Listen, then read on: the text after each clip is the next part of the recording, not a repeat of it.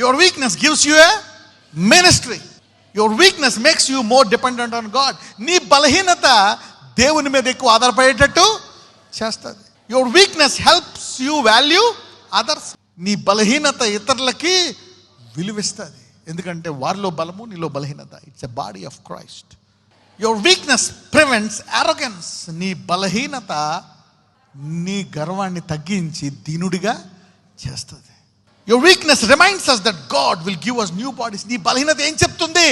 దేవుడు నాకు యుగ యుగములో మహిమ శరీరాన్ని ఇవ్వబోతున్నాడు.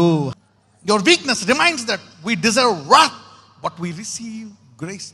మన బలహీనతలకి మనము ఆయన యొక్క ఉగ్రత అనుభవించి నరకానికి పోవలసిన వాళ్ళము, ఆయన మన శిక్షను భరించి మన ఎక్కడ తీసుకెళ్తున్నాడు? పరలోకానికి తీసుకెళ్తున్నాడు. Your weakness renews our mind. బలహీనత మనల్ని మనము నూతన పరుచుకునేటట్టు చేస్తుంది, దేవునిలో ఎదిగేటట్టు చేస్తుంది. నీ బలహీనత లోకాన్ని జయిస్తుంది. ఈ వాక్యం తర్వాత కొంతమంది ఆశీర్వాదంగా మారిపోతున్నారు. ఇక్కడ ఈరోజు నీకే టికానా లేదేమో, నువ్వే బలహీనుడివి, నాకు అది పోయింది, నాకు ఇది లేదు, అది ఇది అనుకుంటున్నావా? సహోదరుడా, ఈ 8 పాయింట్లు నీకే ఈరోజు. ఈ బలహీనతల్లోంచి ఈరోజు అనేక గొప్ప పరిచర్లు బయటికి రాబోతున్నాయి. ఇప్పుడు చెప్పండి, నీ బలహీనత ఒక రకంగా నెగిటివా పాజిటివా?